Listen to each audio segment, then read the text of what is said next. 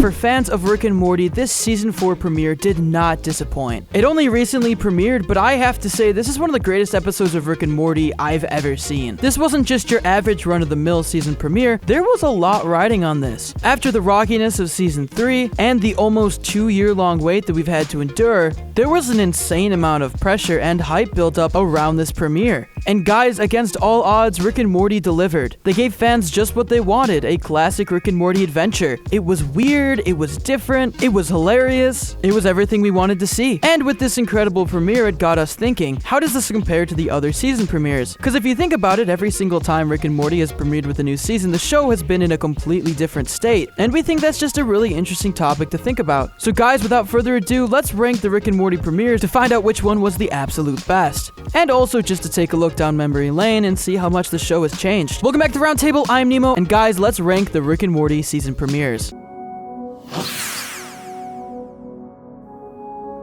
I'm gonna need you to take these seeds into the bathroom, and I'm gonna need you to put them way up inside your butthole, Morty. In my butt? Coming in at number 4 is the very first episode of Rick and Morty. That's right, this is technically a season premiere despite being practically the pilot episode. This is before all of the insane Rick and Morty hype, before all of the merchandise, before the show had any fan base at all, and was just the brainchild of Dan Harmon and Justin Roiland, which is why it feels so incredibly different than any of the other premieres, or any of the other episodes of Rick and Morty. You can tell in subtle ways, including the animation, which is completely different, and the voices of Rick and Morty themselves is all slightly off, because this is the very first episode. There was no Rick and Morty when this was made. This was just like a trial and error process, and you can tell. That's not to say this is a bad episode. In fact, this is one of the most iconic episodes of the show, I would say. The simple plot of Rick and Morty trying to get mega seeds, and Morty having to shuffle them through interdimensional customs by sticking them in his was the kind of weird plot that Rick and Morty became famous for. They came out the gates running. And compared to a lot of season 1's episodes, which had a weird focus on movie parodies, this was an original sci-fi concept and an incredibly strong way to start out the series. It also included a B-plot of Beth and Jerry's marriage, which I think is super interesting for the pilot episode to focus on something like this. It really showed the scope of the show and how it was going to deal with Rick and Morty's weird adventures, but also the family dynamic of the Smiths. And for the pilot, I think that's pretty bold. Another thing to note is a lot of early Rick and Morty merch came from this pilot episode for some reason.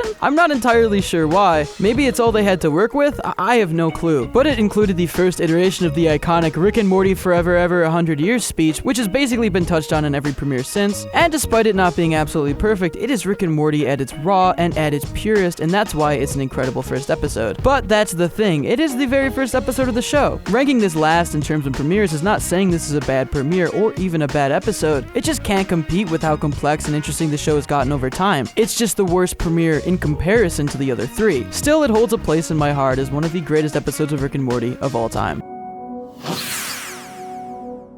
I'm not an idiot. I knew how to be decisive. Now hand me that flathead screwdriver. Actually, make it a flathead.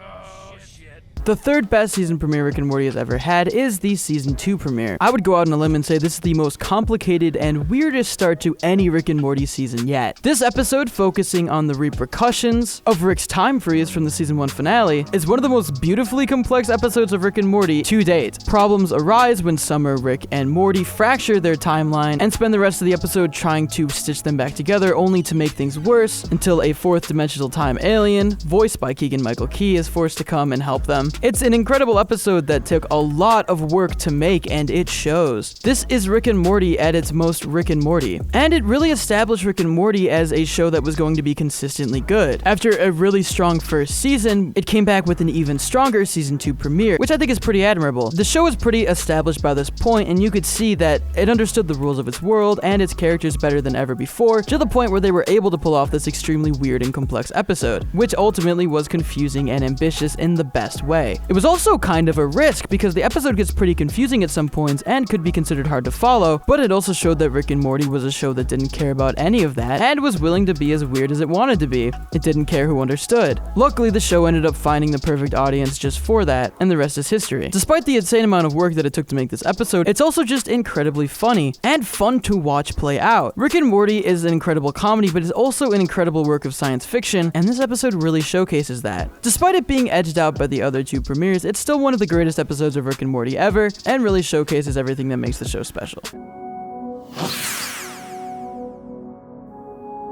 I want to have fun, classic Rick and Morty adventures like in the old days. Then we'll get along fine, Fascist Morty. Now, we went back and forth a lot between which premiere was better, season 4 or season 3, and ultimately, I would put season 4 as slightly below season 3. I know you can boo me later, but please just hear me out and let me explain why. So, season 4's premiere was absolutely incredible. It was one of the most hilarious, interesting, and out-of-the-box episodes of Rick and Morty ever. The episode centering on Morty getting a hold of a future crystal, allowing him to see how he will die, causes him to pursue the timeline where he ends up with Jessica at all costs, even to the point where Rick actually dies. This sends Rick on a B-plot adventure where he continues to wake up in clones of himself from other dimensions because of course he has like 10 backup plans in case he dies. And from there we get to see all of the crazy different dimensional worlds that Rick wakes up in, including multiple dimensions where they turn out to be fascists, which is a hilarious running gag that carries out through the rest of the episode. Meanwhile, back in Morty's dimension, he basically takes down the US government all in an attempt to end up with Jessica, to the point where he goes to court and gets off scot-free using the future crystal to guide him. This is just such a Rick and Morty episode. The outlandish and incredibly interesting plot lines that this show gets into, it's just all here. Not to mention the little bits of fan service sprinkled throughout this episode. We get to see the Meeseeks again. We even get a Kirkland brand knockoff Meeseeks, which I think is hilarious. We even get to see Gearhead again, even though he says nothing and dies. They actually do an incredible bit of meta commentary in this episode as well through the first Fascist Morty. It's just an incredible classic episode.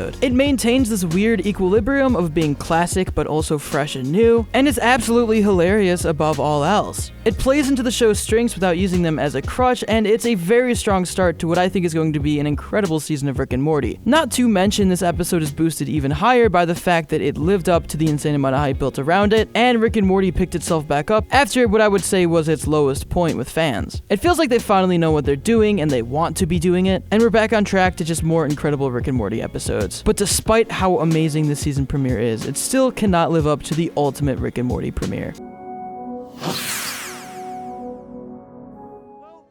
Well, he's not a villain, Summer, but he shouldn't be your hero. He's more like a demon or a super up god. That's right, guys. I'm talking about season 3's premiere. The season 3 premiere of Rick and Morty is absolutely prolific. It is legendary. It will go down in the annals of cartoon history forever. Let's start from the top, okay? Rick and Morty season 2 ended at its strongest point yet. There was a huge fan base for the show now, and it was only growing. People were waiting with bated breath for new episodes, but no one knew when they were coming out. Cut to April Fool's Day. April Fool's Day. And what does Adult Swim decide to do? What does the Rick and Morty team decide to do? Casually, without any previous notice, drop the season 3 premiere of the most anticipated show on the network as an April Fool's Day joke. This was iconic. Everybody, including me, ran to the closest TV they could just to see if this was true. And to our surprise, we saw one of the most long-awaited season premieres just casually playing on the TV. It was amazing. But it wasn't just the delivery of the episode that was iconic. That alone is not enough to put it at the #1 premiere spot. No, I would go out on a limb and say that the season 3 premiere of Rick and Morty is the quintessential episode of the show. I can't say that it's the best because I feel like that's a matter of opinion, but I can say this is the most Rick and Morty episode of Rick and Morty they have made to date. The episode immediately following the cliffhanger of season 2 shows how the Smith family is adjusting to their new world before Rick turns everything on its head, breaking out of prison and toppling the galactic government and the Citadel of Ricks, essentially becoming God. This episode is so over the top. It's so crazy. It feels like Rick and Morty the movie. Just watching Rick methodically taking down all of his enemies one by one. It's just so entertaining. It played into everything Rick and Morty had built up so far in terms of the lore of the show with the Citadel of Ricks,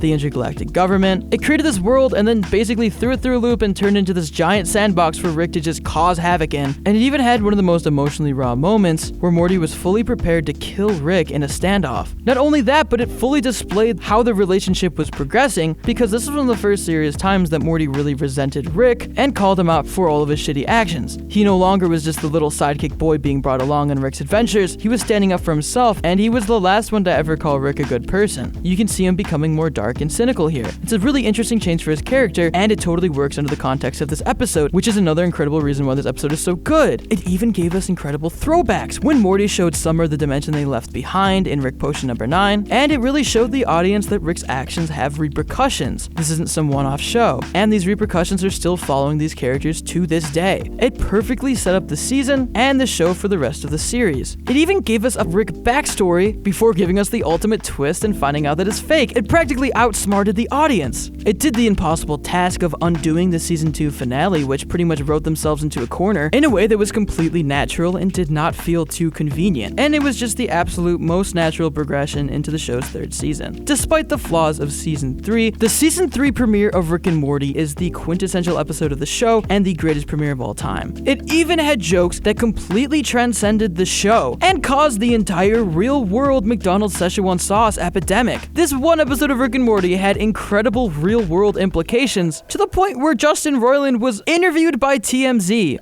The whole thing was a shit show. It was like, oh man. No matter how good the season 4 premiere is, the season 3 premiere is just absolutely too prolific. It had too much of an effect on the world itself and changed Rick and Morty in more ways than any other premiere has or any other episode has. And that's why I feel like the season 3 premiere of Rick and Morty is the greatest premiere, and I would go out on a limb and say the greatest episode. But again, that's a matter of opinion. But there you have it, guys. Those are our picks for the Rick and Morty season premieres ranked. But as always, we want to turn it to you guys. Do you agree with our ranking? Do you think that some premieres are better than others? Or do you think we were spot on? Let us know in those comments down below, or tweet to us at Roundtable Vids or me at @StretcherNemo. As always, if you want to consider helping out the Roundtable, you can support us on Patreon or become a member of the channel and get exclusive access to scripts and avatars. And as always, if you enjoyed this video, make sure to like and subscribe to the Roundtable for more incredible cartoon content, guys. As always, I'm Nemo. This is a Rick and Morty video, and I will see you next time. Peace.